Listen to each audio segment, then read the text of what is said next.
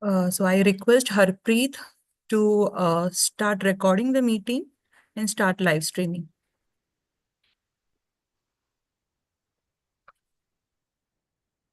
Good evening, everyone. Welcome to the fifth webinar of Transformations 2025, an international conference by the Council of Architecture in collaboration with D.Y. Patil School of Architecture, Navi Mumbai. I am Professor Mary Thomas from D.Y. Patil School of Architecture, and it is my pleasure to host today's session.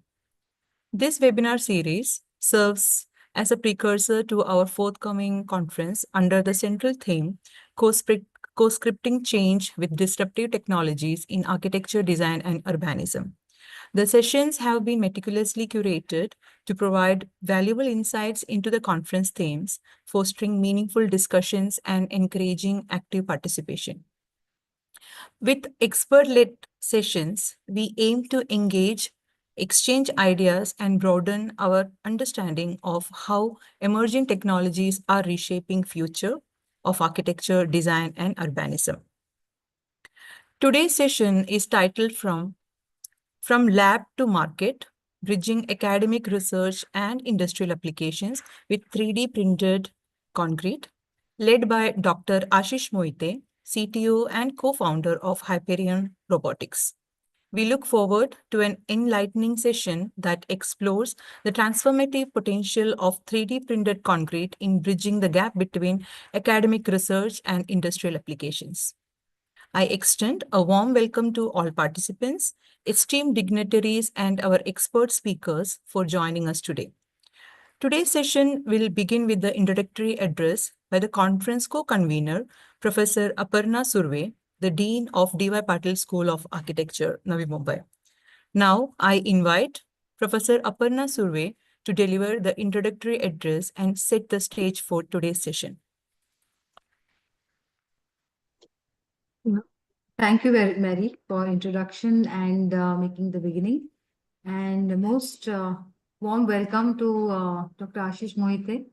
I'm very glad that one of our alumni has come on the platform, and it's very heartening uh, uh, to have him share his very interesting and very rare journey from academics to the entrepreneurship. It's a very, very, very required transition which he has made. And we are going to be benefiting from thoughts that he'll be sharing. Before I request Dr. Ashish to speak about his journey and enlighten us about his insights and his findings, and even probably direct us towards the future as he sees it, which we are very curious about. I wanted a quick introduction to the backdrop in which this webinar has been curated. So, as my colleague Mary has already spoken about Transformations 2025, um, uh, Council of Architecture conference, international conference. This is second in the series. We had rigorous conversations with the Council of Architecture President, Professor Abhay Purohitji, and he kind of guided us and pointed out to the idea of looking at disruptive technologies as a game changer. And hence we kind of worked around the theme with the with the convener, Professor Jayashree Deshpande, our team, and advisory board members of the conference, and came up with this very clear and wholesome tagline which talks about co-scripting change with disruptive technologies in architecture, design, and urbanism. It definitely looks at a multidisciplinary understanding about disruptive technologies. And I'm very happy that Dr. Vijay Patil, our Chancellor, sir, agreed to it. And he has wholeheartedly shown his support as co-patron. Professor Abhay Purohitji, who is the President of Council of Architecture, is the chief patron. Dr. Professor Jayashree Deshpande, ma'am, is a co-convener along with myself, and Shri R.K. Oberoi, Registrar, is a conference coordinator. This is a team who's been working for last 7-8 months. Apart from that, we have advisors in these names which have been displayed: Architect Gajanand Ramji, all members of Executive Committee of Council of Architecture, Architect Kiran Mahajani ji, Professor Pradyumna Vyas, Dr. Srivatsan, and Architect Tushar Sugani. Apart from that, we have a scientific committee which has helped us throughout the formation and outreach of this conference and working out detailed schedules, bringing on multiple people, is Professor Aniruddha Paul, Dr. Krishnamurthy, Dr. Mathilde Maringo is the head of studies at IAC. Architect Nuru Karim, Architect Prasad Vaidya, who's the director of Solar Decathlon. Dr. Sanjay Vidyarthi is a former professor and department head of master's program at City Design, UIC Chicago. Professor Sergio Porta, who is also helping us curate the conference and holding certain webinar series which are upcoming. He's from Glasgow, a great scholar and researcher himself. And Mrs. Swaraj Datta, coming from the engineering background. So this is an eminent list of advisors.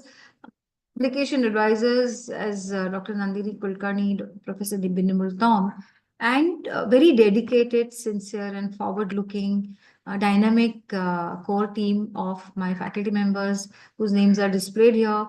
And they are really working day in and day out to really bring the transformation not only to the conference but to the school as well.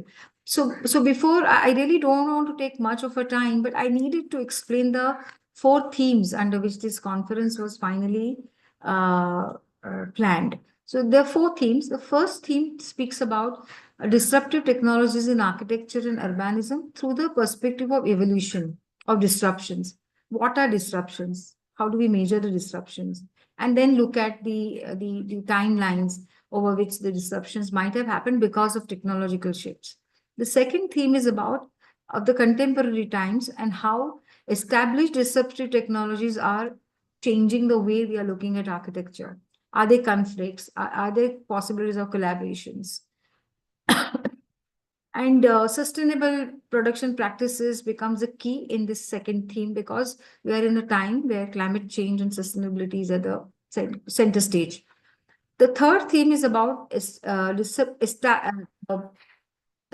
emergent disruptive. This slide needs to change. Emergent disruptive technologies, symbiosis and sustenance. So it looks at the what are the future that are coming up because of this disruption? What are the new speculations? And we do believe that these speculations are not possible unless we engage with this as through multidisciplinarity, interdisciplinary and transdisciplinary integrated search along with architecture and urbanism. And we are hoping that more and more interdisciplinary discussions take place. And we hope through third theme that happens. Fourth theme is clear. We will be looking at case studies where these has been already employed in various projects and initiatives and research projects. Next.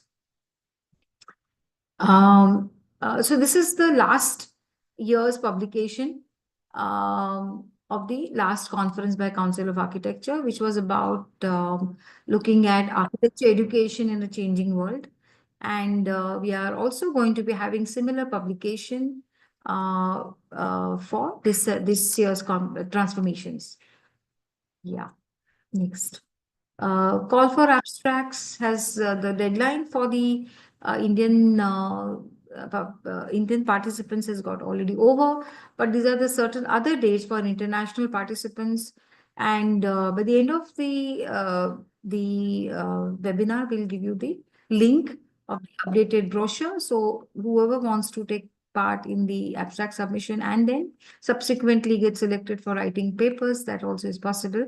But the conference dates are 26th, 27th, and 28th of June, where we are expecting paper presentations by eminent scholars.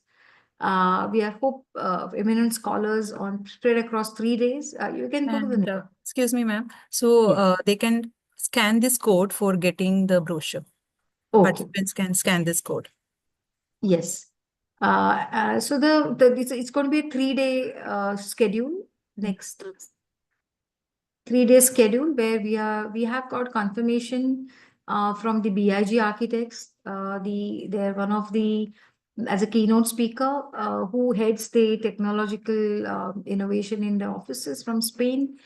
He will be coming, and we are talking to Norman Foster Foundation, and they have affirmed Professor Sergio Porta, who is also a scholar from Glasgow, and we are in talks with many other speakers who can come as online and offline plenary speakers, apart from the conference papers being read.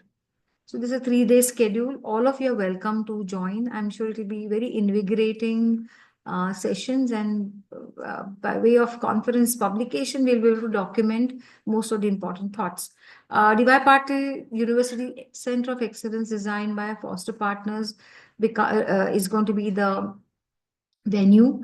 So the town hall, various classrooms, which are ICT enabled, and they are state of the art, and it's a platinum rated gold, platinum rated building, a green building. So you all welcome to the campus on 26th of June. This is some of the pictures, and yeah, so to be able to have even more outreach among the fraternity, the academic fraternity, our school conducted one workshop on academic writing, and the scholars from across India were part of it, and it was a 5 day program. Again, hosted by under the siege of Council of Architecture. We have planned one more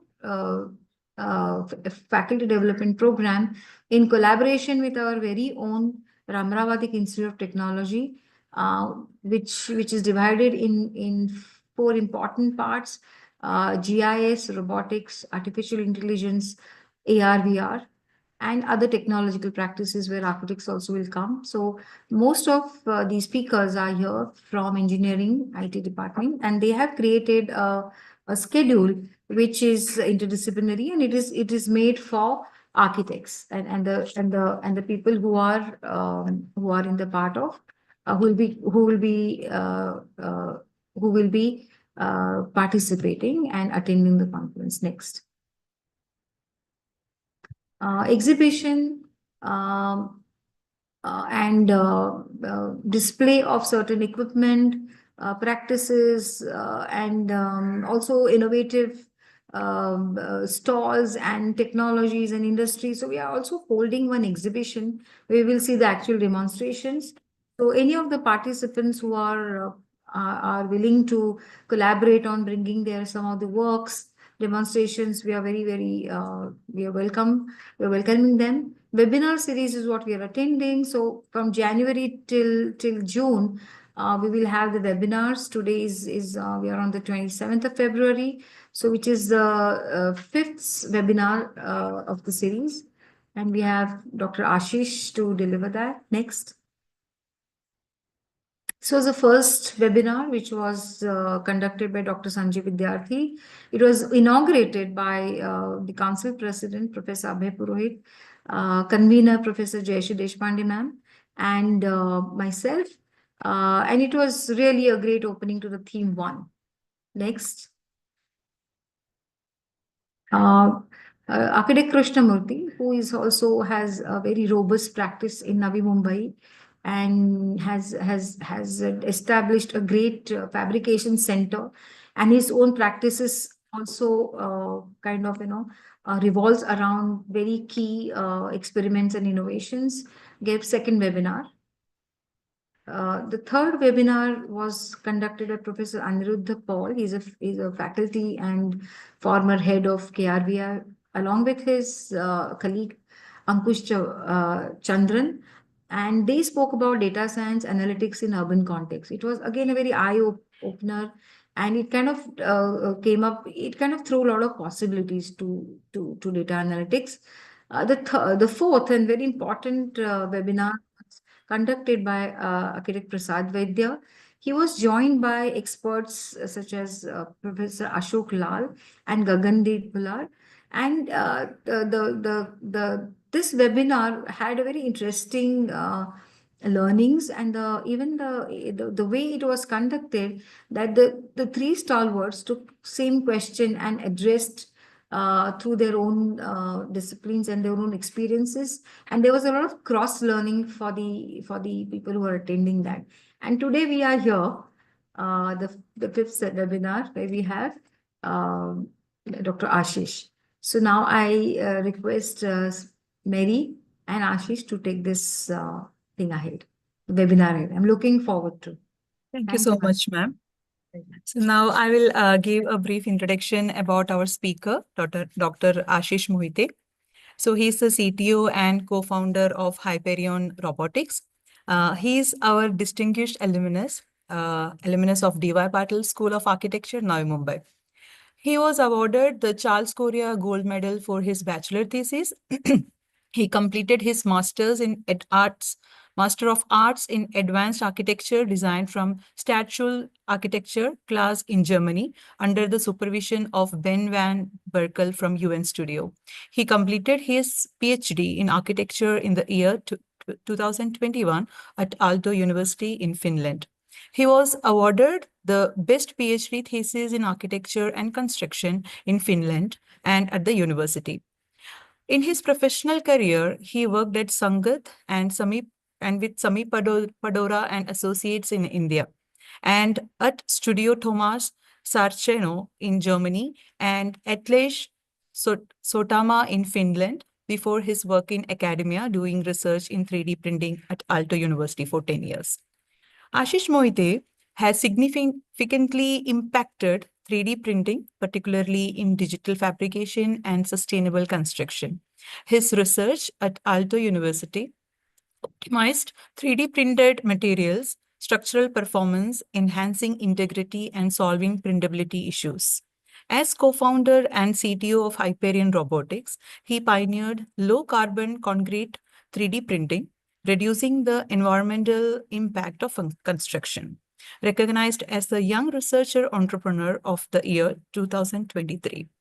His work focuses on creating sustainable and efficient construction methods. He holds a patent on user interface for three-dimensional modeling.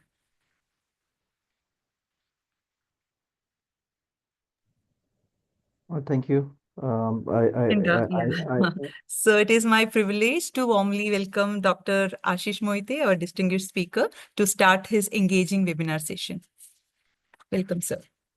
Thank you very much for the invite, and thank you for having this opportunity to share my experience. So, like, this presentation is divided into two parts. So the first part is a little bit of background of what I was doing in academia, because it's very closely connected to what I do currently, and it's very easy to follow what happened before and what is happening now, and how what is happening now is affected by what has happened before. So the first part is what I was doing as a research in last 10 years. And then the second part is what I'm doing in Hyperion Robotics. Uh, just a little bit of technical question. Can somebody turn off this ping when everybody joins? If somebody joins, there is a ping, and it like really disrupts the flow of thought. So if somebody can mute that sound, that would be amazing. So I But request Harpreet to just mute the notification. all right, so I can go ahead and start my presentation. Let me know if you see my screen. So I'll stop the screen now. Yeah. Stop sharing. Yeah. Okay. All right, so let's see if we can see it. Share. So do you see my screen? Yeah, it's good. Yeah. Yes, we can Let's see. see if I can just do this. All right. All right. Again, thank you very much for inviting me. So this topic, this is actually my PhD presentation. There is a longer version of this on YouTube if you want to know about more about what I was doing. And there are also research papers which are published, which are available online to see. So the title of my thesis was Speed of Deposition, Vehicle for Structural and Aesthetic Expression in CAM. So like this is something which I truly believe and is still applicable very much, and I think will be applicable always. That architecture is a true symbol of our time, which was said by Mies van der Rohe more than a century ago. But then where I start is specifically at the book by Mario Carpo, which is about second digital turn.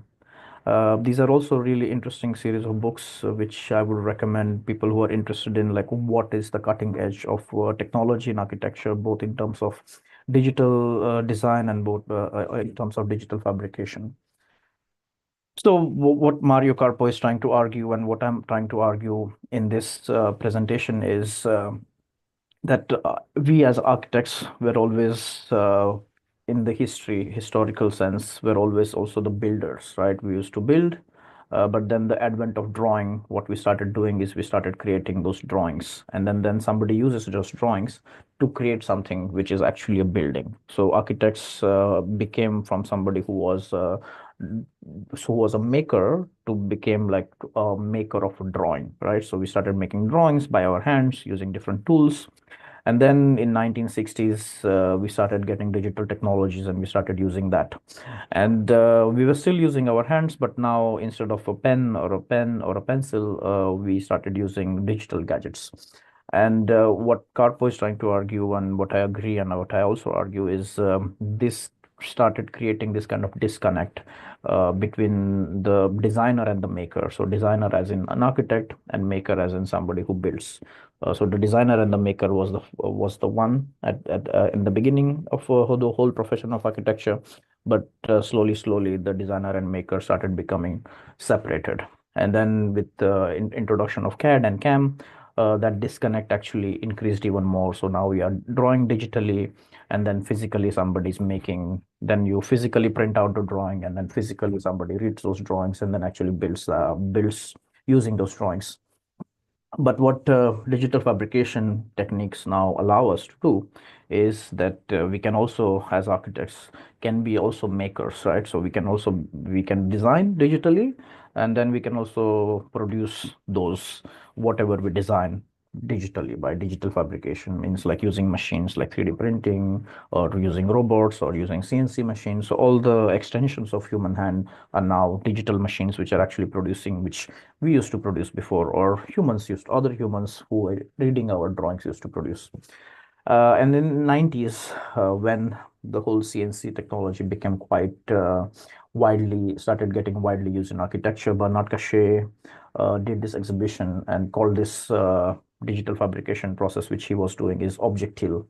It's a generic algorithm which is divide of specificity, but it's only has this kind of potential which is inherent in it. So imagine that you create a CNC code or you create a digital code, and then the machine is going to produce that. But then the machine actually here literally leaves imprint of what is there. If that is being used by, if that object gets produced by another type of machine, there will be different type of traces which will be left by it. So that is the potential. The potential is you create a digital model which has the potential, which is the generic algorithm. But then what gets produced is something which is different depending on the type of material which is getting used, or depending on type of the technology which is getting used. And now we are entering into this realm, which I like to call as computational revolution, where there is no gap between the thinking and making. So thinking is also happening digitally by using digital softwares, and making is also happening digitally by using digital fabrication. So like the whole process is becoming now one.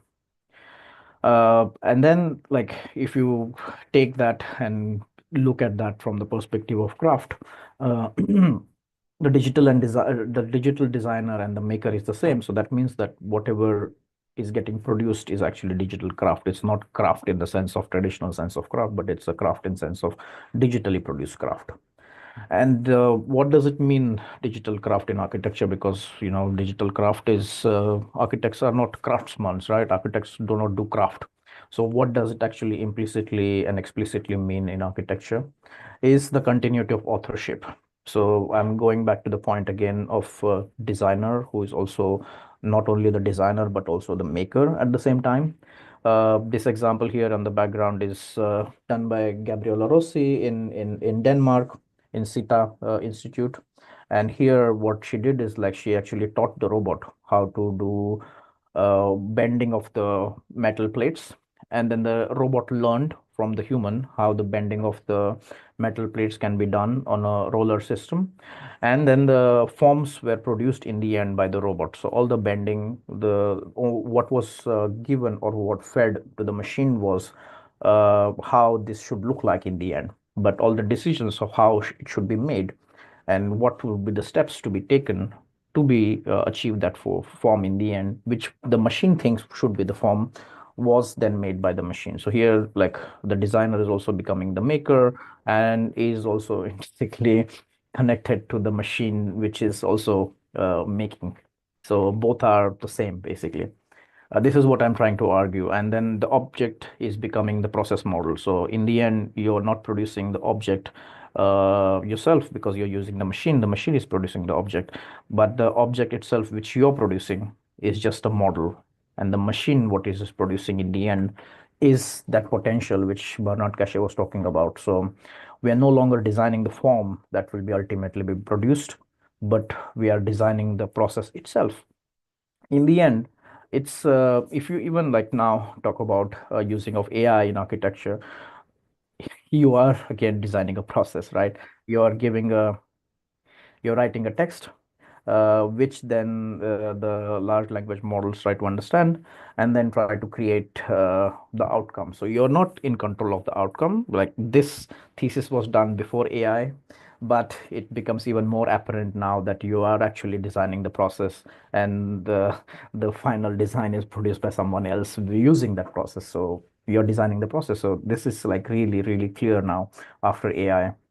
But the problem, what we have and what we should think about is always what kind of control you have over that process, because in the end, the process which you design is going to produce the outcome. So you need to have certain type of control over it, because if you do not have any control, then you get results which are also out of control. So there is this kind of risky craft of digital making, which then comes on us as architects or designers, where we have to also think what kind of risk could come from this process and risk of what could be the outcome. Because when you're designing a building, in the end, you know that how the building should look like. So the let's say 90% of the building is something which you know is going to be produced, but the 10% is the one which is this kind of lack of control or something which gets produced by the machine in the end. So the risky craft of digital making is the craft is inseparable from the notion of glitch, error, and unexpected results. So this is what I'm talking about, this 10%. So you design the process, you know exactly how the end result is going to look like, but there is always the machine interpretation of the process which you have given to the machine, and the machine, the how the machine processes it, and the type of material which it applies that process to affects the end results. So these are like now, this is just like a base theory on which I built my PhD thesis on. And I talk about surface variation and the rebirth of the ornament, where the surface orientation, variation is actually completely designed, so to speak, or co-designed by the machine and by the material which were used. So this all started as everything in my life. Everything happens by an accident. This is what I truly believe. I do not believe in destiny. I believe in accidents. And so this was a digital model. When I was doing my research, I built a ceramic printer, and one of the students wanted to print something. So they brought this digital model, which you see on the left. And we did the slicing. This is like a very old program. This is back in 2014. So 3D printing was very, very new. And then he wanted to produce that using ceramic 3D printer. So in the end, this was the original input. This was the unstable space where the digital model was converted into digital fabrication language. And then in the end, when the material was used as ceramics, this was the physical output. And this, I was very fascinated by before and after, the pictures, before what it was, after what it was, and then this lack of control. So the control is there, you know that you're going to get a cylindrical shape, which is going to have certain type of ribs, So that is for sure this is going to happen.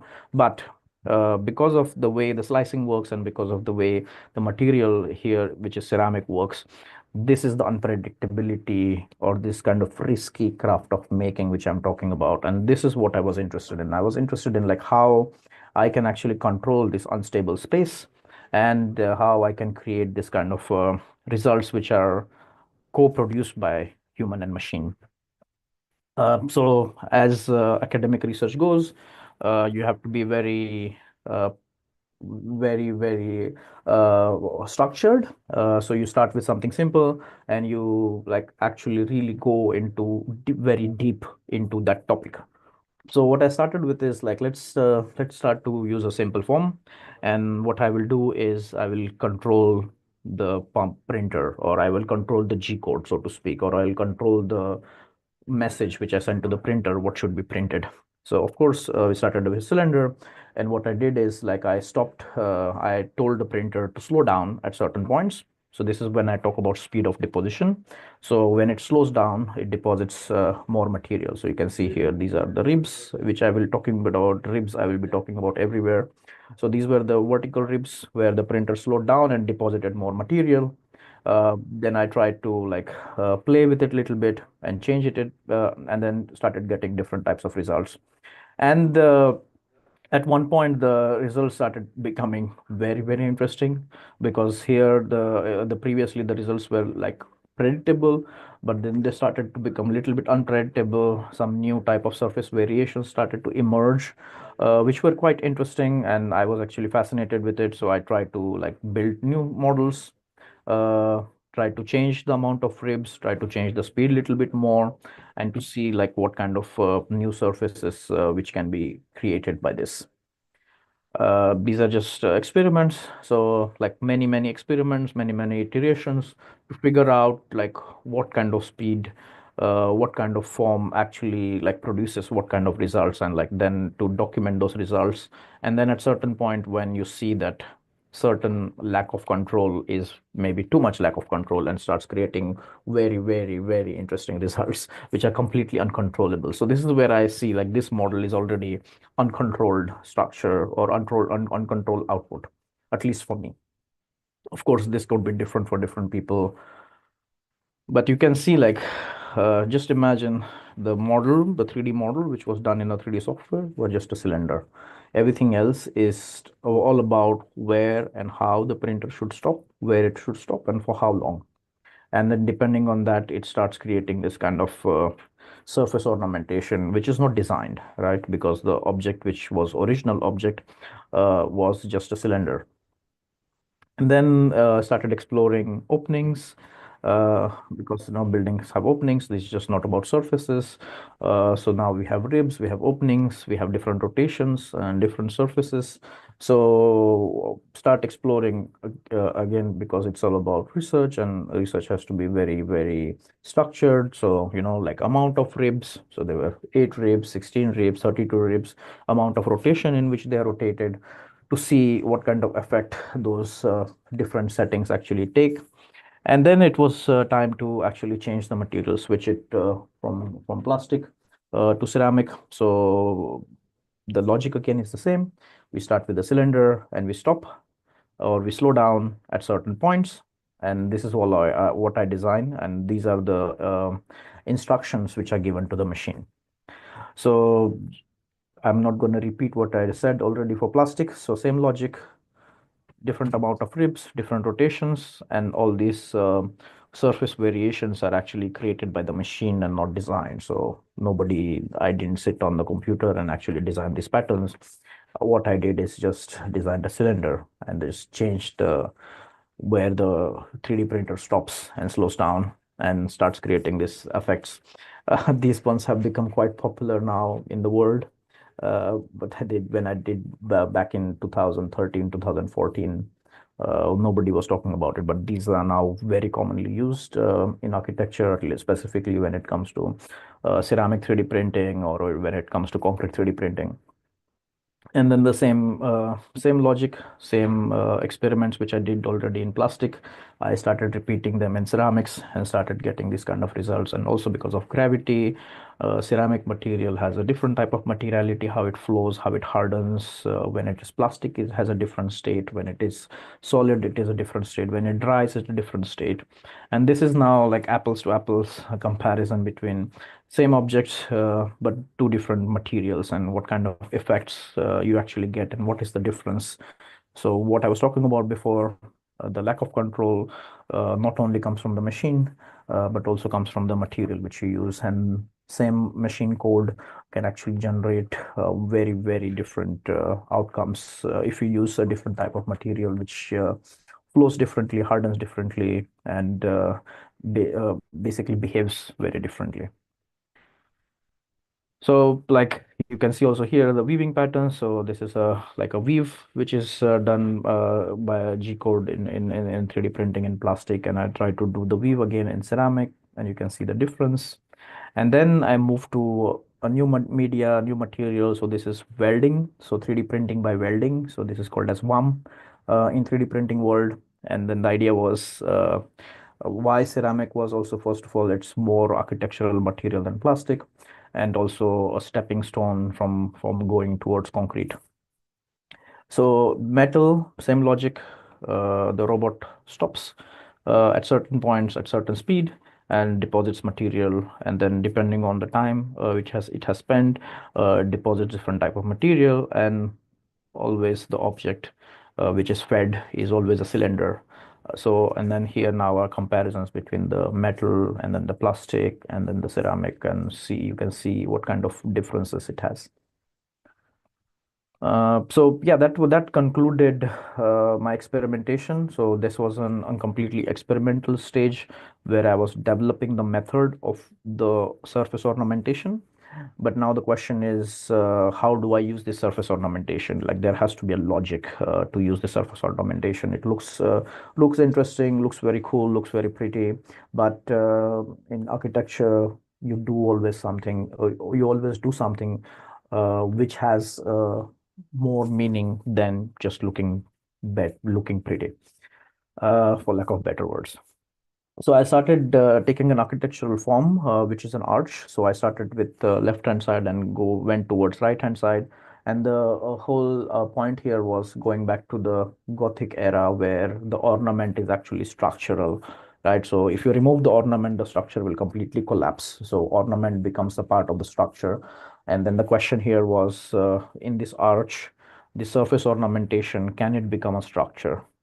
So then I chose a form which is an arch, and I went until the point when the arch actually fails by normal method, if it was used by normal methods and without any supports. So the question was like, can now, if I apply my surface ornamentation technique to this structural ornament, can I actually create a structural arch using ornament? So this was the first experiment which I did. So again, like going back to architecture, these are like 4 arches on the bottom and then the 4 arches on the top. And this is just straight out of a normal 3D printing slicer using ceramics. This was the result. So basically the structure completely fails without the ornament existing. So I did structural analysis of that. So here is the diffraction mapping to see where actually the surface deflects and where you need more mass and where you need actually more strength. And then that created a code where these like red lines represent the speed, the different colors represent different types of speeds of deposition. So basically the arch model, which was there previously, a structural model was applied to it. And on top of that, my surface ornamentation method was applied to it. And this was the result. So this was the object which was created. Just to see next to each other. So this is the object on the left, which was printed without using surface ornamentation as a structural element, and then the one on the right uses the surface ornamentation as structure. Then I did a bunch of other experiments where instead of 4 arches on the top, now there are 2 arches, but the logic remains the same. And in every cases, it was proven that the surface ornamentation is actually structural and can actually make stable structure as opposed to if the surface ornamentation was not used. Same structure, you can see like On the left, because ceramic also needs firing in the kiln, so where the air is coming from and where the heat is coming from, the column started to tilt. But if you apply the surface ornamentation, the structural surface ornamentation, it gives you ribs, which then stabilizes these columns, and then they do not bend in a way or fail in a way where it bends the structure. And then in the end, using all those models, I created a bigger model which had again the displacement map. So you can see maximum stress, minimum displacement, or minimum stress, maximum displacement, minimum material required, maximum material required. So these colors are representative of what uh, surface ornamentation technique would be applied to it. And as you can see, all the smaller models are combined together to create this kind of a bigger model, and shows both the utilization map and the displacement map. And this was the final piece, which was 3D printed out of ceramic. So this took roughly 5 days to print, because ceramic printing is quite slow. And you can see like how on the bottom there is more ornamentation, there is more accumulation of mass. And as you go up and up, there is less ornamentation and there is less accumulation of mass, because structurally that accumulation is not needed. You can see how when you go up and up and up, it changes. And then actually, this is also a good segue to academic conference. So I was presenting this paper in an academic conference, and I was saying that this can be easily applied to concrete. And one of the person who was attending this conference was asking me like, "Hey, Ashish, you have been doing a lot of 3D printing. You have been doing a lot of 3D printing in ceramic. My friend has a project in Czech Republic to do concrete 3D printing. Would you be willing to participate and do this project?" And I was like, yeah, why not? Didn't know concrete before, had never worked with concrete before, but had worked with ceramic a lot, made my own ceramics, have my own recipe, made my own printer. So I was confident enough that I think I can do it, have had used robotics before. So we moved to Czech Republic for a few weeks, and had to come up with a new material, a new type of concrete which can harden fast. So it needs to harden fast, and it needs to also be plastic enough that it flows nicely. So this was a project which I did for an artist. So this was the first project we did. And then this was posted on Instagram. We printed, I think, roughly around 40 tons of concrete in those 2 weeks. And some of the videos went viral on Instagram. We got like from some of the influencers shared the videos, and we got millions of views. Right now, also some of the concrete 3D printing videos, if you look in Instagram, most of those videos, many of those videos are from us. Now, there are, of course, many companies who do similar things, or who are copying us in some way or following our footsteps in some way, are doing something similar, but we have moved on. So this actually concludes the thesis, the PhD, the academia part of my research. And now we transition towards what I do as a CTO and co-founder of Hyperion Robotics. Nope, this is the same presentation. Okay. All right, let's go. My screen sharing is paused. Let's see. I hope you see my screen, which the name Hyperion Robotics on it, right? Yes, we can see yours. All right, perfect. Thank you. So yeah, so I'm Ashish. I'm a co-founder of Hyperion Robotics. I'm the CTO, so I had the technology development part of the company. And at Hyperion Robotics, we are on the mission to revolutionize the construction industry with sustainable materials and automation robotics. And it's created for the builders of tomorrow. Our solution will save, upcycle, and optimize today. So let me start with the history. So I think most of you know already, the concrete is the second most used material on our planet after water. So we use more concrete than anything else. Concrete also uses water. So some of the water consumption also comes from concrete usage. And cement is one of the main constituents of concrete. And as also most of you know or do not know, 8% of the global CO2 comes from cement production. 8%. That's more than the aviation industry. That's more than the food industry. That's more than most of the other industries in the world. And the architecture industry itself, like AEC, is responsible for 40% of global CO2. So we as architects, we have a huge responsibility on us, for to create our new greener planet and to secure future of our next generations. So this is our mission. We are trying to like reduce this impact, reduce the usage of cement and concrete. And then the second point is sand. Uh, well, this is a funny thing because normally I have to explain it to the European audience about the sand mafia, but I don't think the Indian audience need to be enlightened about the sand mafia. But the sand is the most mined material on our planet. So we mine more sand than anything else.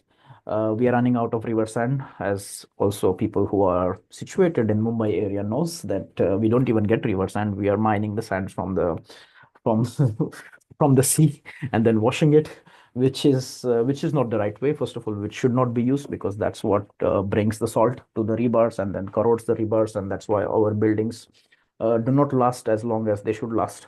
That's one of the main reasons, is because we are using the wrong material. So the point here is that both cement and sand are huge problems. We need to replace them. We need to find replacement for them if we want to be, if we want to have any future. And of course, when I come from Finland, and wood is like one of the biggest things here. We also build skyscrapers using wood. But that's another argument which I try to make for the European audience, is like imagine if the city of Mumbai decides tomorrow to build everything out of wood. In 1 year, there will be no wood left on our planet because we just do not have enough wood on our planet. Only wood only suffices 5% of the whole need of the construction industry. So wood is not the answer. Concrete is very efficient. It's just that the constituents of concrete are very, very energy intensive, and this is the problem. And this is the problem we are trying to solve. We're trying to use, first of all, waste materials from different waste streams, and we are trying to use digital fabrication so we can use less of that material. So how can we make our construction sustainable? We have 282 billion tons of mining tailings on our planet. So just to explain you what mining tailings is, so you go mine something, you want to mine aluminum, or you want to mine iron, or you want to mine coal. You go mine, dig up a mountain, and then in most of the cases, 1%, 0.1%, or less than that percent is what you actually need, the critical mineral which you're looking for. The remaining 99.99% actually gets dumped into this kind of big tailing ponds. And we have roughly 280 to 300 billion tons of these tailing ponds just sitting on our planet everywhere. And these are environmental catastrophes because they are leaching heavy metals into the soil. And in many times the tailing dams collapse, and there are floods, and people die because of this. So this is a big problem which needs to be addressed. And in Hyperion, we actually can use this mining tailing material and create a new type of concrete which doesn't use any cement. So that's our mission. So we are creating a new type of concrete which doesn't use any cement, and we use 3D printing technology, which brings automation. So it uses less material inherently than what it would be required. So in the end, the structures which we produce have 30 times less CO2, are as green as, this is again for European audience, 1 ton of our concrete is equivalent of you being vegan or vegetarian for 1 week. Again, for Indian audience, this doesn't to be explained. Many of us are already vegetarian, or you driving a car for 3 months. So that's the equivalent of CO2 of 1 ton of concrete. So now put that in perspective, like concrete is huge in terms of amount of CO2 it can produce. And this is the amount of CO2 which we can actually, first of all, not use, or use less of it using our technology. So Hyperion has a microfactory here in Finland.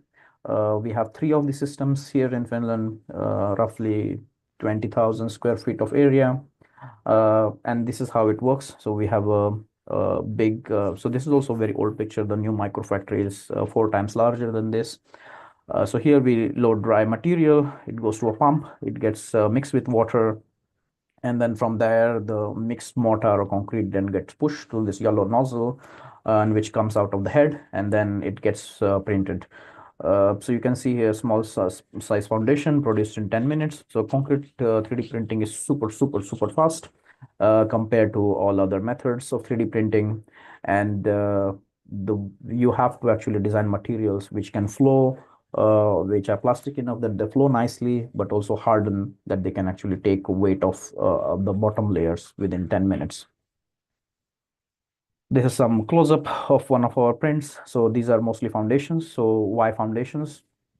So billions of concrete structures are needed, which is also equal for foundations. Foundations are everywhere. We know that every building needs foundations.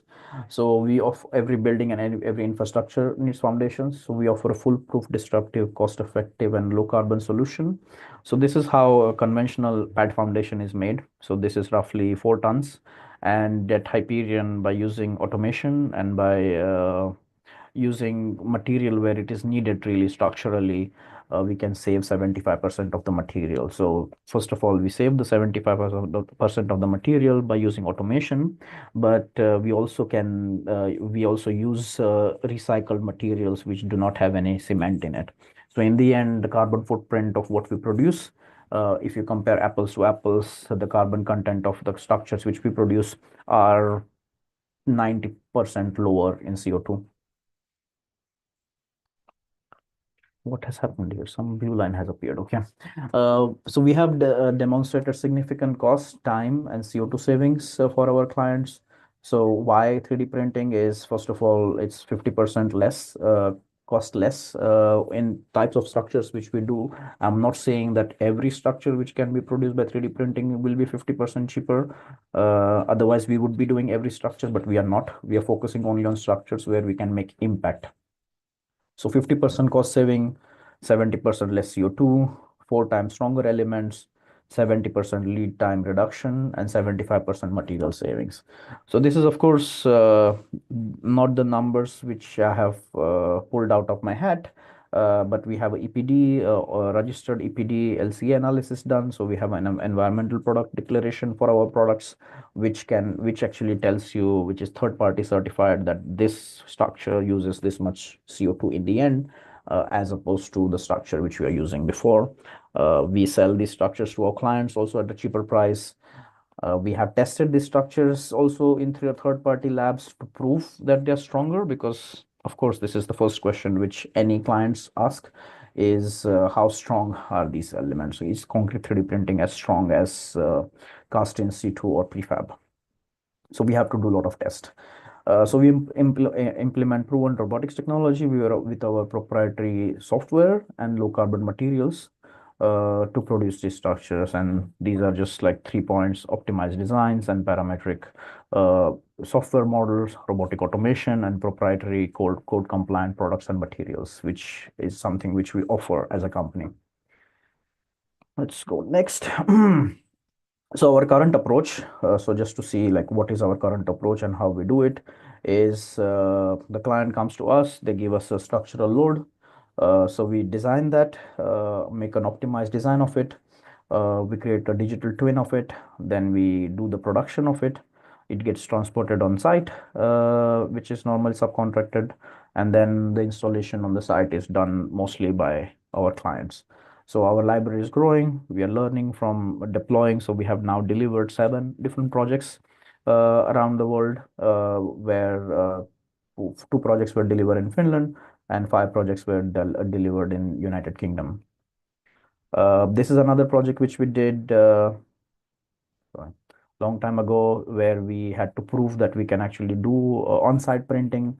So we bought a bouncy castle tent. We designed a bouncy castle tent. We took the tent to a parking lot. We installed the tent on the parking lot. We did the 3D printing of the foundations, and then those foundations were supposedly delivered on site. We also do structural analysis in-house. So we have multiple structural engineers in the company who do the structural analysis and then provide this kind of structural calculation data to our clients to prove that the structures can actually withstand the loads which they have calculated for us. The structures are also highly reinforced. So of course, they are both horizontal rebars and vertical rebars which work. And this is like good old times when we had just a garage. So as every startup, we also started in a garage, and we was testing the structures by like just putting a 1 ton of bag on it to see when it breaks. Uh, then we got a little bit more professional. So now we have a testing rig. So here is again a foundation which is buried underground. We have a line here, a laser line, which is measuring how much deflection there is, and there is a load data which is calculated here. So we tried to break this foundation. So this foundation was supposed to break at 1.6 tons of pull-out load, but at 4 tons, this column, which was the test column, the metal started bending. So we were not able to break the foundation at 4 times the load. But now we have a project with the national grid of the United Kingdom. So that's the whole national grid, the electricity grid of the whole country, have given us a project where we are printing 60 foundations, and the 30 of these foundations will be broken in a lab of Sheffield University, and then they will be providing all the data to the national grid of the UK, and then this then will be implemented the whole countrywide. So the national grid then will specify to all the contractors who will be working in the United Kingdom that these foundations are certified, they work, and you should be using them because they're cheaper, less CO2, and take less time. This is a second project which in the UK they are called as drop its. In India they are called as inspection chambers. So this is a typical inspection chamber, which is made by a water company. So here, this is a client. It's a Yorkshire Water. So it's a water authority of the whole Yorkshire region in the UK. So it's a public body, again, government project. And here, the drop it which they make currently is this. This is 2 meter by 2 meter drop it. These are different ducts where pipes are coming from different directions, and on each drop it or each inspection chamber is unique because the size of it is unique. Also, the type of holes or the amount of holes are different. So here, the 3D printing actually makes more sense. And by simply making the box into not a box, we were able to save 50% of the material. And 3D printing technology allows you to do that. Of course, you can do this with prefab or by doing molds, but that mold will cost you a lot of money. So this kind of structure in the UK cost £10,000 to make to the client, and we were able to provide the same structure with 50% less load. We produced, well, I'm not going to say how much we produced it, but we sold it for £7,000. So they actually saved £3,000 per structure. It also had 50%, 40% less CO2. And you can see this is getting printed in our micro factory last year. This is 2 meter by 2 meter. This another one is 2 meter by 1.5 meter in height. One of them takes roughly around 90 minutes to print. So you can see that the concrete 3D printing is quite fast. And then this is just lifting of the structure, going to the site, and then getting installed on the site. So what I was saying before about the software, because we work with a limited library of products of digital twin, what we have created is this kind of a new type of software, which where you can select the typology, so pad foundation, trenches, connection node, or drop it, and then of course you choose the load path and the robot. But this is something which people who have done 3D printing will understand is then you don't do slicing. There is nothing like that. There is no, first of all, 3D model. So what you do is like you only put the load data of the structure. So you configure the object. So in this case, this is a pad foundation. You say X, Y, Z, the load is this, and the turning moment is X, Y, Z, this, and it automatically generates the tool path. So it doesn't generate the model, then the model doesn't have to be sliced, and then after slicing, a toolpath doesn't have to be get created. Directly from load data, a toolpath gets created. So this is a completely new way of making a toolpath for 3D printing. We have a patent pending on this. So because this is a completely novel and unique approach to do structural 3D printing, it is very that's why we needed to do some patents. So we have roughly three design patent or three method patents, so how we make things, and we have four design patents. So our foundations are actually design protected in the European Union and in the United Kingdom. So these are different projects which we have done. So we did also a bunch of other foundations. We did water chambers. Of course, we can do water retaining structures. We can also do structures in parts and then connect them together and still they are water retaining. So these are the water chambers which we did. The drop pits, which are for electricity, but in the water sector, and then some of the future projects which I'm working on. So the idea is actually to go from here to actually much larger scale to 3D print wind turbine foundations. And this is what right now we are in discussion with energy companies in Germany, where we want to 3D print giant foundation. So giant means like 15 meters by 15 meters by 2 meter foundation done in one go. And these foundations cost a lot of money. Like a lot of money means roughly 3 to 4 lakh euros per foundation. So very expensive. But we can save then in that case 50% of the material, and it can be also 30% cheaper in cost and 70% less embodied carbon. So we are developing also a new type of materials. We also have in-house testing. We have in-house material scientists. So we develop our own material. We do cube tests, of course. People who are from structural engineering background understand. So we have our own compression testing machine where we can put the cubes and see compressive strength of it. We can also extract cylinders out of it and then do tensile strength of it. And then also like lots of quality tests have to be performed in order to comply, because all the structures which we design and make and produce are Eurocode compliant. So that's like in, as we have an Indian standard, we have a Eurocode in Europe, and all the countries have their own specific code on top of that. But in general, if you follow Eurocode, you are good to go. So these are some of the strength datas if somebody is more technical and is interested in technical data of this. So the compressive strength is roughly around 50 MPa. The tensile strength is 7 MPa. The density is a little bit lower than normal concrete, and it also complies with different durability standards. So freeze and thaw, carbonation, aggressive chemical environment, design cooler class. So this material has gone through rigorous testing, and we know that by third party lab have confirmed that this material works as good as or better than normal concrete. And right now we are also developing new materials. So we have already the Hypergeo, which is 52 kilograms of CO2 per ton. Roughly normal concrete is 150 kilograms of ECO2 per ton. And then we also have Hypercarbon, which uses biochar, where the ECO2 per ton of concrete of Hypercarbon is 17 kilogram. Right now, we also got funding from European Union. I'm trying to convert that now in rupees. So it's a 7 million euro. We got funding from the European Union to develop the new geocarbon. So that's, I don't know, 70 lakh euros, which is roughly around 50 crore rupees to develop a new material, which is carbon negative. So this would be the first concrete in the world which will inherently have negative carbon in it. So basically, by just using this material, if you use this material to create your building or your structure will be carbon negative, and you can use carbon credits. So for example, in Europe, 1 ton of CO2 cost roughly 150 euros per ton.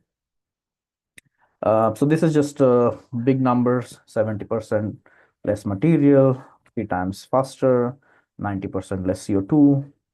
And we are also have done some projects which are not only building for humans or for infrastructure, but we also built for fish.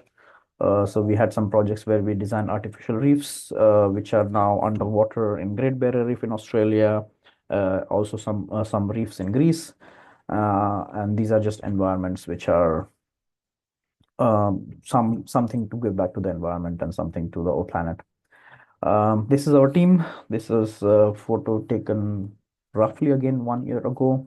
So right now we are 30 people, so 30 people from 20 different nationalities, different backgrounds. So 2 architects out of this team. Then we have structural engineers, project managers, material scientists, mechatronics engineers who are building the robots, automation engineers who are doing the automation, software engineers, and also construction workers, because the construction workers are actually operating the machines and producing these objects in the end. So let's create a sustainable carbon neutral construction of the future with 3D printing. Uh, as I think after Shark Tank India, I think it's very common for people in India to know what startups actually are and what they do and how do they raise money. So like it is possible to raise money as a technology startup, but again, you need to have certain technology which is quite unique, which nobody has. So we have roughly raised until now 100 crore rupees at the valuation of 500 crore rupees. And we will be raising again another in next 4 or 5 months, another 100 crore rupees. So we can actually expand. We're trying to build.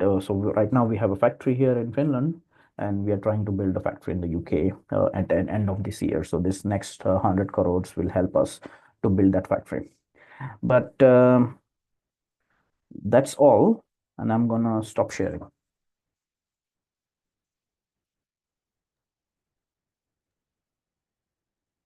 Thank you so much.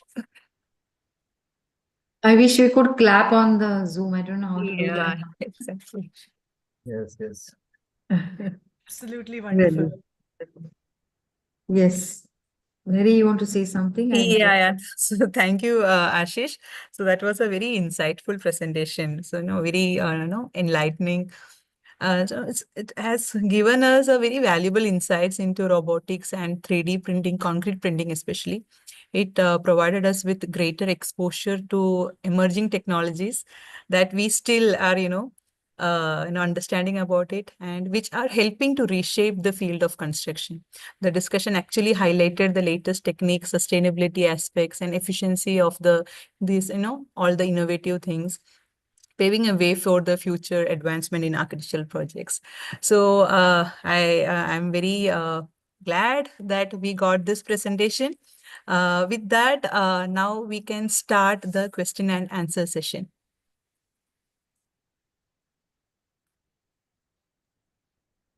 I always have fun, but I can wait till others are asking. So I have one Yeah. question while we were saying this. Yeah. So I just want to know you know, uh, technical challenges, or, the legal challenges for having this kind of method. So for example, if you're going for a large scale project, so is there any regulatory barriers? Is there any, bylaws for that? I just want to know about it because we are not exposed to this kind of technologies much in India. So how is it Yeah. in Europe? Yeah. So in the end, construction is highly regulated everywhere, as regulated as anywhere else, right? So in Europe, we have Eurocode.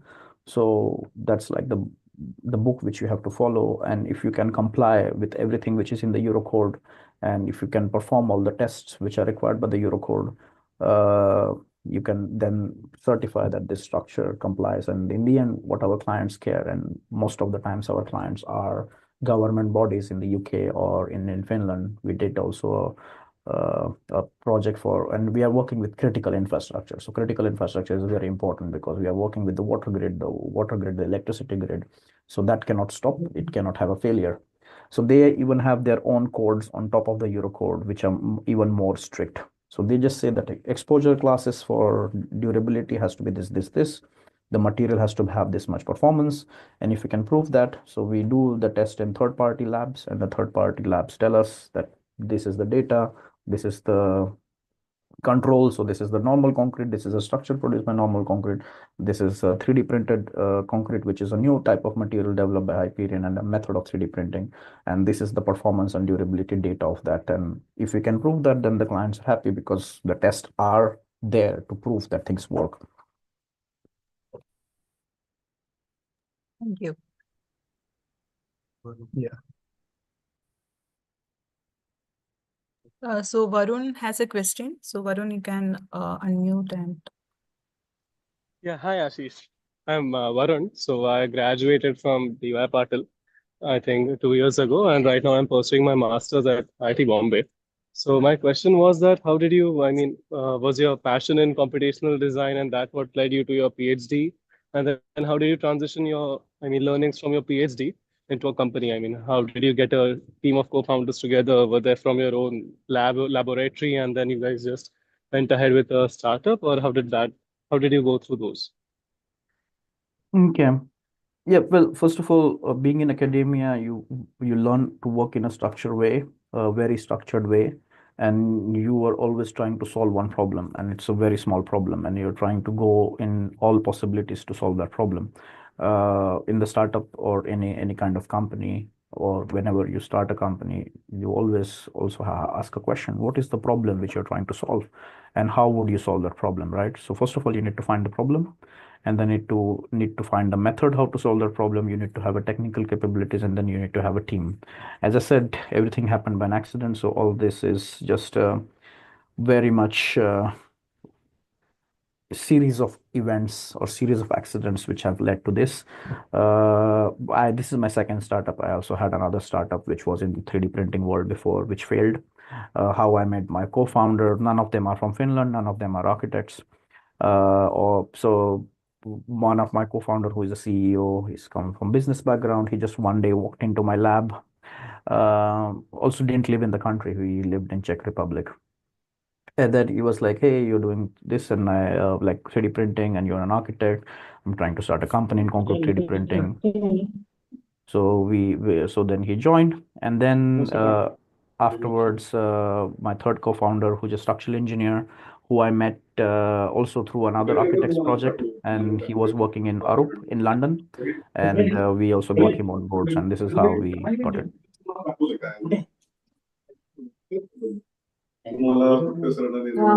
I request architect Vinay Surve to switch off the mic. Yeah, thanks, Ashish. I really love your work. All great. I hope that you start in India too, because we have the biggest construction industry here too. Yeah, in India, the scales are a little bit really weird. So, like, we had this meeting with Reliance Industries, and they were building this one big solar park in Gujarat, in Kutch. And like normally we make, let's say, 20 foundations per day with one robot. And the Reliance Industries, they wanted 3 lakh foundations by October, and we were talking in July. So there were 3 months to left to deliver 3 million foundations in India. And they were like, money is not a problem, and I said, like, but there is time, and there is physics, there is chemistry, all has to work. There has to be also supply chain to deliver. Even if we bring like 30 robots to India, this is not going to work out. We also had conversation with Godrej some time ago. As you know, already Godrej is in 3D printing and has done some 3D printing before and also doing right now. But those conversations normally do not go anywhere. So right now we are focusing very much on Europe, very much on United Kingdom and Europe, and we are also focusing on infrastructure, because this is where we also see the scale, right?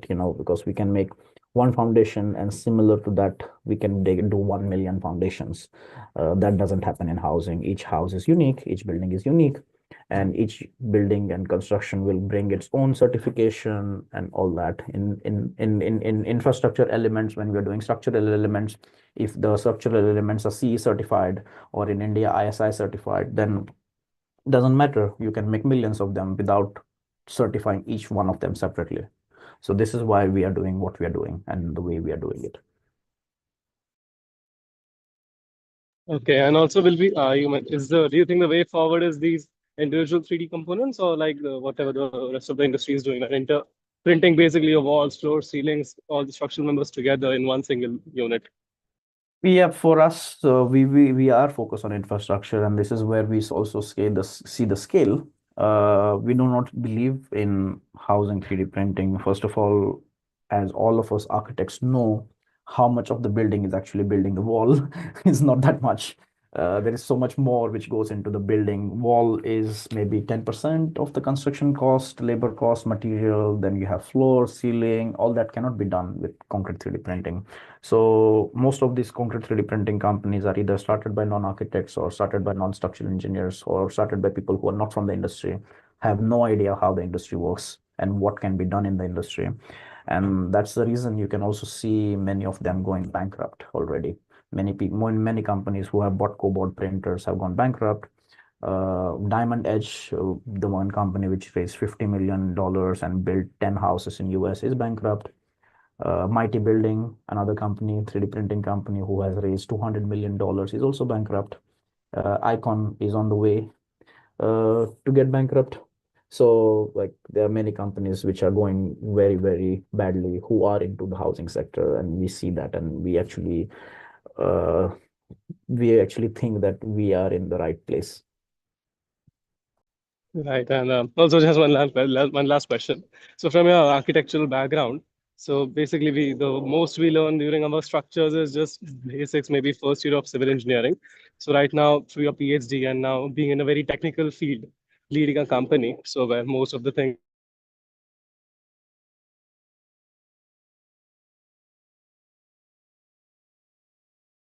Well, I think I have lost his connection in midway the question, so I didn't hear it. So in the meantime, Mary, are just to sit Professor, down and learn I think everything. he's back. yeah. Varun, your voice was breaking, so in between we Yeah, couldn't hear sorry, you. is it audible now? Yes. Yeah. Yeah, my question was that, I mean, from an architecture background to a technical, so through your education, do you just sit down and learn everything to catch up and with your interest, or was it finding the right people, finding the right technical skills? No, in the end, like, well, in startup, first of all, you have to learn everything, right? If you do not learn, then nobody else is going to do it for you for free, because in the beginning you don't have money. I learned how to make concrete without having a zero knowledge of concrete. I made my first concrete recipe, which is actually the recipe which we use most of the times right now, the 3D printable concrete recipe. I also created my own non-cement based geopolymer or alkali activated material recipe. Learn to program the robot, learn to make PCBs, code electronics. All this I had to learn myself in the beginning. But now, of course, we have people in the company who do those jobs. And of course, they do it better than me because I only know partial knowledge of that. But in the end, as a startup founder, you need to be a generalist and not a specialist. So this is what we always say, that you have to have a general knowledge of everything. So you have to have a breadth of knowledge. We call this a T knowledge, breadth and depth. So breadth is the top part of the T, depth is this part of the T. So you need to have this kind of breadth and depth of the knowledge. So breadth in terms of general idea of the whole thing, and then the depth is like depth in certain things. So yeah, you have to learn a lot of things. And then what you cannot learn, then you hire people if you have money. Okay, thank you, Ashish. Work has been really inspiring.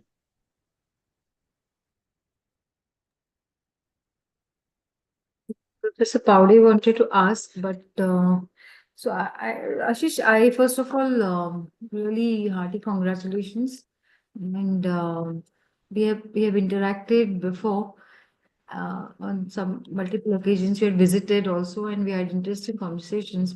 But today's presentation kind of was really much needed, and we really got to know what you're actually doing. So it's very impressive. The couple of curiosities that kind of emerged from your presentation, that you spoke about the how computation and digital technologies have shifted the role from designing then to making, and also designing the processes of making, and that transition, uh, has that enabled or empowered designers to get into the making? Uh, and because of that, even creating an enterprise that has you, I mean, of course, you mastered every aspect of those three things that you explained, has led to the kind of, the jump, which is very difficult from, say, design to enterprise, has happened. It's very, yeah, I mean, I hope I was able to. Yeah, no, I understood. So like entrepreneurship is all about hands-on, like making. Like Correct. if you need to have this kind of curiosity, first of all, to make something. And in order to make something which you do not know how to make, then you have to have a curiosity of learning how to make it, right? And then in the end, like the most important aspect, which I feel, is passion. So if you're passionate about what you do, and if you're passionate about what you are actually getting to getting to do, then or going towards your aim, then you know exactly what you're doing. So it is important that you need to be inherently a maker in order to be, to be into entrepreneurship or to be into making something. So that Yeah. is important. Like if you cannot be just a designer, you need to also be a maker at the same time in order to achieve what you want to achieve or in order to make what you want to make. Absolutely. Yeah. Thanks for sharing that insight. Thank you so much. Yeah. Prerna Yeah. Manik has a question, I guess. So Prerna, please unmute and ask. Hi Ashish. This is Prerna. I'm a student in this university. I have a question here. Mumbai is literally, undergoing large-scale redevelopment right now. So the thing is, making it an ideal time to integrate this sustainable technology in Mumbai is, it will help the Mumbai in a very large scale. So, given the challenges that urban density and regulations and supply chain limitations, how can we literally incorporate 3D fabrication using the product that you have made in this context? Are there any case studies from Europe to guide us to implement in the city like Mumbai? Well, I haven't lived in India since 2007, so it's been a long time. But I know what you're talking about. But what I feel inherently is India needs indigenous solutions, so solutions which come from India. Most of the times, solutions which work somewhere else, 99% of the time, do not work in India because if you know from Instagram, India is not for beginners. So people like a lot of companies try and fail if they do not adapt, and if you do not understand the market, or if you do not understand the ground conditions quite deeply.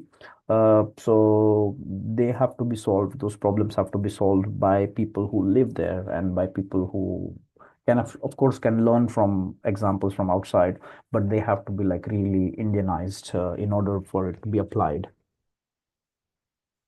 Okay. And just one thing, I need to leave in 7 minutes. So like two more questions or three more questions, and then I will have to leave. Thank you. Thank you so much. Hello, Ashish. It was a wonderful presentation, and I love the systematic way uh, that you went about in your research. I have a very, very basic question. Um, I just want to know, does the robotic technology differ when you change the material? No. So in the end, like you need to see the robot, or at least see it as the extension of like human hand. So whatever the human hand is given. So if you give a paintbrush, give a hammer or saw, in the end, how a human hand will interact differently with different materials, with different tools, the robot is the same. So you have to see these machines as extensions of yourself, as a prosthetic of yourself. Then only you would be very comfortable using them. If you see them as something which is outside and something which you do not have control with and do not have control of and are afraid of, then you would not be able to use these machines. So you need to be friends with them. You need to name them. All our robots have names. All our machines have names, and we talk to them. So it's a different type of relationship. The question comes from two things. One is the cohesiveness of each material is different. So, it would be, sticking to the parts and then the cleaning and etc. Those things, and how much of it comes out of the nozzle. Yeah, so like of course the material plays a very important role. Even the ambient conditions play a different role, like moisture in the air, like for example ceramic or whatever materials are in the paste format have a lot of impact if there is a different type of moisture or different amount of moisture or different temperature or different amount of temperature, they like really behave differently. So like you really need to test a lot rigorously to see what settings actually work for you and what settings do not. Okay, so that's a research in itself. Yeah, exactly. Okay. And what about reinforcement? Because if you use concrete for foundation, there's no reinforcement in it? Now, I guess you missed one of the slides. Maybe, One yeah. of the slides which showed that the foundation is both has horizontal and vertical reinforcement. Okay. So they are fully reinforced. structures. Okay. I might have missed it. Thanks. The public, please ask question. He wants to and missed it. And being in our structural engineer and Dr. Pauli now, please ask. Yeah. Then you can, I understand Dr. Ashish has to leave after that. Yeah, thank you. Yeah, myself, Dr. Anil. Uh, Dr. Ashish, actually, this is wonderful session and brainstorming. And as a structural engineer, I have a curiosity related. The earthquake means suppose this material we have used in the earthquake prone area, how it will be sustained, and is there any case studies or might definitely you did in that particular area? If it is earthquake prone area, it will be the how the result has comes out. Yeah, so yeah, in Europe there is no earthquake prone region, so we have different rules. But we did a project in Peru, which is in South America, and in Andes Mountains, it's a very, very, very seismic zone. We 3D printed 4 foundations, and then we sent 2 foundations to the client to Peru from Finland, which is very, very far. It took almost 2.5 months. And then the clients actually tested the foundations for seismic loads and broke those foundations or were unable to break those foundations. So the foundations performed perfectly for seismic load, so that's not a problem. Depending on whatever the load condition, anything can be designed and made in the end. So like one more question and then I go. Yeah. So, okay. Can we use this material as a composite material, structural steel and concrete? Yeah, so this is actually a composite. So we do 3D printing together with rebars. We're also having a composite of like traditional rebars with fiber reinforcement. So that's also possible. So we have also done tests on that, or we are doing test on that. So part of the traditional rebars or reinforcement bars are replaced by fiber concrete. And we will be doing some tests on that. So we now have 9 foundations which are fibers and hybrid, and we have other 18 foundations which are without fiber, just traditional reinforcement, and all 27 of them will be broken in order to get the right result, because the sample has to be 9 in order to get the average result, which is then acceptable. Okay. But all this takes a lot of time. This whole testing, each foundation will take 1 day to test. So there's going to be almost 1.5 months of testing in the Sheffield University lab. And it's also cost a lot of money because, of course, you need to consider all the personnel which are required to actually perform the tests. So I think we can conclude the question and answer session. So ma'am, you want to say anything? No. Okay, so I'll go for vote of thanks. So on behalf of Council of Architecture and DY Patil School of Architecture, I would like to extend our heartfelt thanks to our esteemed speaker, Dr. Ashish Moite, and the co-convener of the conference, Professor Aparna Surve, Dean, DY Patil School of Architecture, as well as all our participants for taking the time to join us today. So before leaving the meeting, I would like to share the next webinar. So just give me a second. Yeah. So I hope my screen is visible. Yes. So next webinar is on 13th of March, led by Dr. Binumol Tom. It's a panel discussion on readdressing role of development changes, architecture and design through disruptive technologies. She's the moderator. The panel members are Maria Belén Mendizabal, University of Navarra, Azier Santos Torres from University of Navarra, Manju Baisoya Pundir, and Anand Khatari. So this is going to be a very interesting session. So we will share the link soon to register for this webinar. And in the chat box, we have shared the link to YouTube channel, COA YouTube channel, where you will get all the webinars so far happened. Thank you so much. Thank you. Thank you, everyone. Thank you, Ashish. Thank you, Mary. Thank you. Thank you so much. See you for the next webinar, all of you. Thank you. Yeah, sure.